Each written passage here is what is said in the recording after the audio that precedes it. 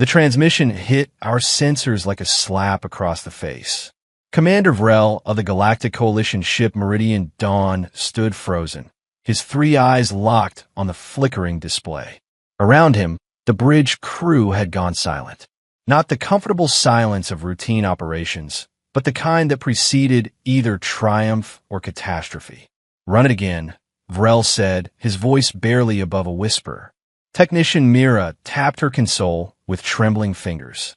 The message played once more, crisp and clear despite traveling across 4 light years. "This is Earth Authority Central Command. We acknowledge your hail, Commander Vrel. Please transmit your intentions and prepare for diplomatic reception protocols. We have been expecting you." Expecting them. Vrel felt his stomach drop somewhere near his boots. Around the bridge, he could see the same realization dawning on every face. The Krolans, the Septari, the Vox Collective, all represented here, all wearing identical expressions of dawning horror. "How?" Lieutenant Cross managed, his mandibles clicking nervously. "How do they know your name, sir?" That was an excellent question. A terrifying question. The Meridian Dawn had maintained strict communication silence for the entire 6-month approach to this backwater solar system. Every stealth protocol had been employed. They were supposed to be invisible, undetectable, a ghost ship studying the primitive inhabitants of the third planet. The humans were not supposed to know they existed, let alone the name of their commanding officer. Tactical, Vrel barked, scan for weapons locks. Navigation, plot an emergency jump. Science, tell me how they found us. The bridge erupted into controlled chaos. Displays lit up, crew members hunched over their stations, and the air crackled with barely suppressed panic. "Sir," Mira called out, her voice tight, "I'm picking up another transmission. It's a video feed." On screen, Vrel ordered, though part of him wanted to run screaming in the opposite direction. The main display flickered to life, and a human face appeared. Male, probably, with dark skin and eyes that seemed far too knowing for a species that had barely scratched the surface of faster-than-light theory. He wore a crisp military uniform, formal and immaculate, with insignia Vrel's translator struggled to parse. "Good afternoon, Commander," the human said, and by the ancestors, he was smiling. "My name is General Marcus Stone, Earth Defense Initiative. Before you ask, yes, we've been tracking you since you entered the Kuiper Belt. Your stealth systems are quite impressive, by the way. We've learned a lot. Sweet merciful void, what did that mean?" "General Stone," Vrel said, forcing his voice to remain steady. "This is an unexpected development. We meant no hostility. This was merely a reconnaissance mission to establish preliminary contact protocols."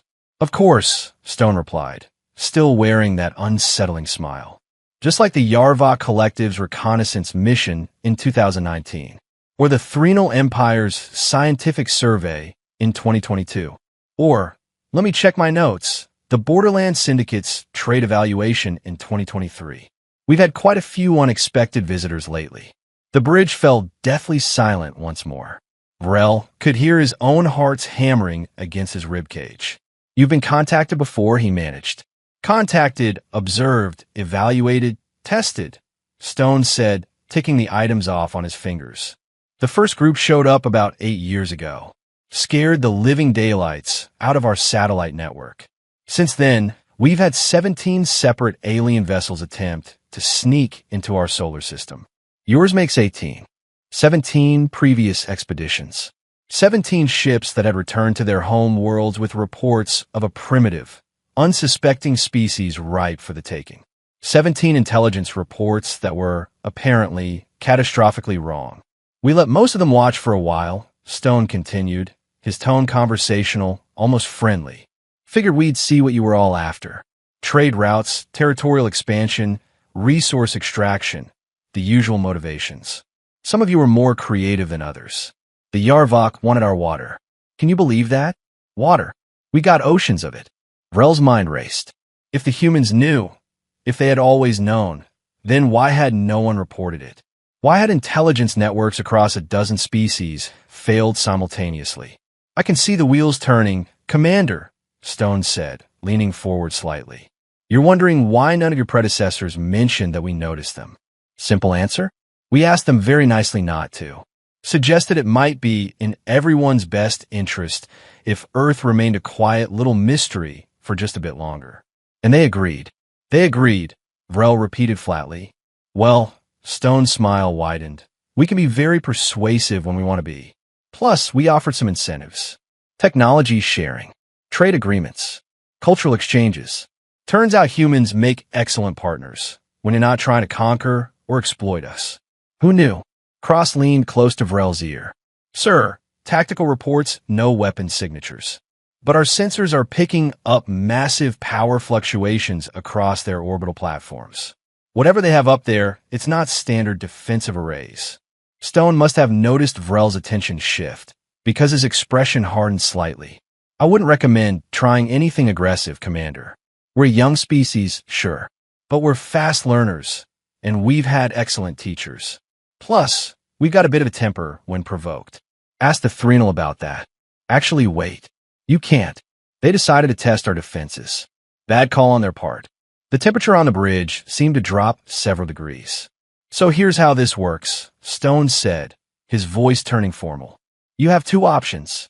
Option 1. You transmit your full mission parameters, technological specifications, and political affiliations to us within the next 10 minutes. Then you accept our invitation to dock at Luna Station Gamma for formal diplomatic talks. We share a meal, exchange pleasantries, maybe work out a beneficial arrangement for both our peoples. Everyone goes home happy, possibly rich, and definitely alive. Vrel swallowed hard. And option 2. Stone's smile vanished completely. Option 2. You try to run.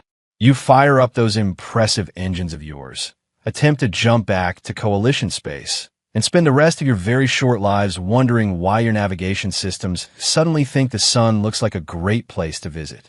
We've gotten really, really good at electronic warfare. Thanks again to our previous visitors for those lessons. Lieutenant Cross made a strangled sound. Mira had gone pale, which was impressive considering her species was naturally purple. Even the veteran crew members looked ready to mutiny. This is extortion, Vrel said, though his voice lacked conviction. No, Commander, Stone replied calmly. This is diplomacy. Real diplomacy. Not the kind where you show up with superior technology and expect the locals to roll over. See, humans have this funny quirk. We don't like being underestimated.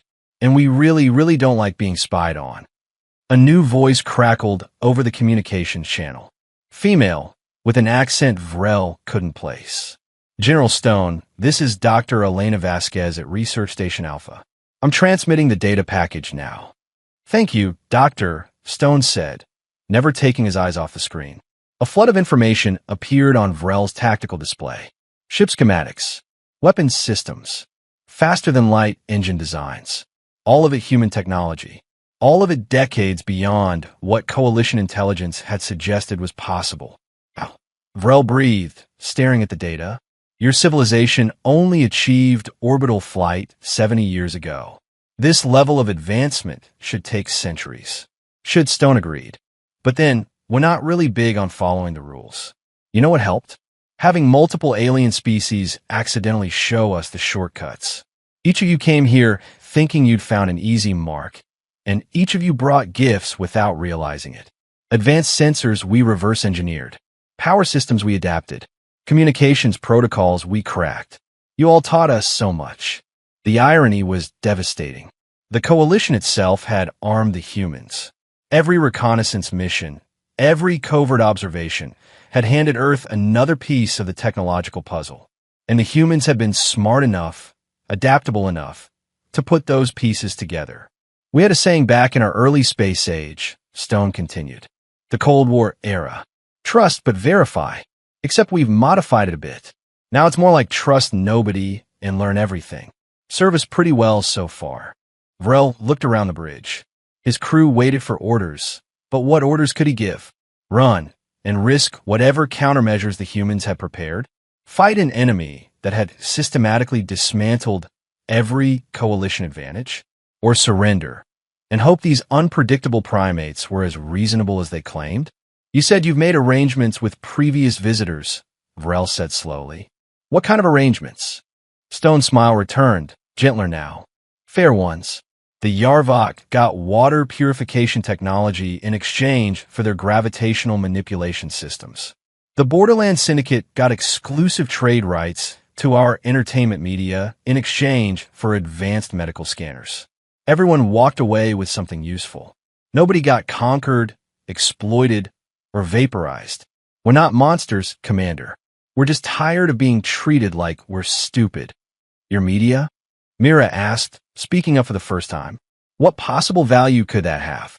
Oh, you'd be surprised, Stone said with a laugh. Apparently our movies and music are incredibly popular in certain sectors. Something about human creativity resonates with other species. We've got 3 different civilizations hooked on our streaming services.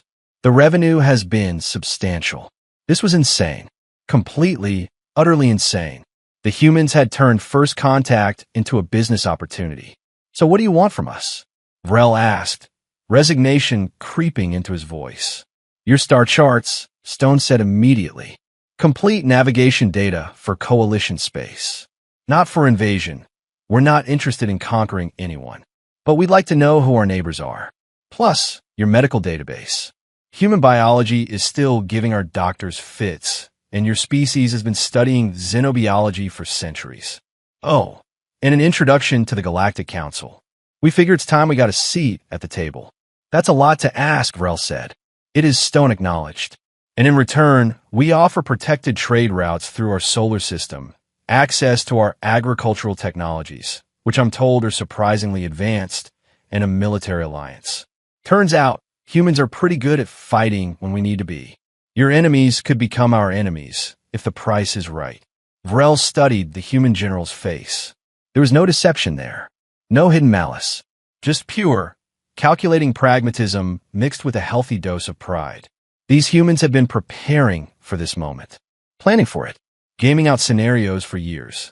They had turned weakness into strength, isolation into opportunity, and ignorance into leverage.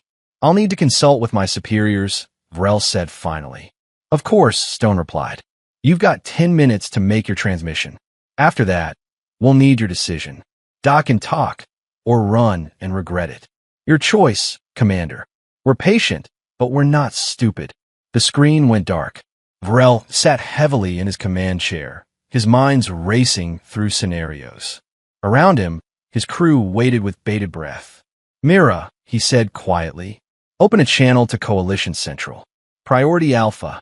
Yes, sir. As the connection established, Vrel allowed himself a small, bitter smile. The humans had been right about one thing. They were definitely not stupid, and the galaxy was never going to be the same again. If this story entertained or taught you something, please like and subscribe to our channel. It really helps us grow and bring you more stories like this. Thanks for watching, and see you in the next story.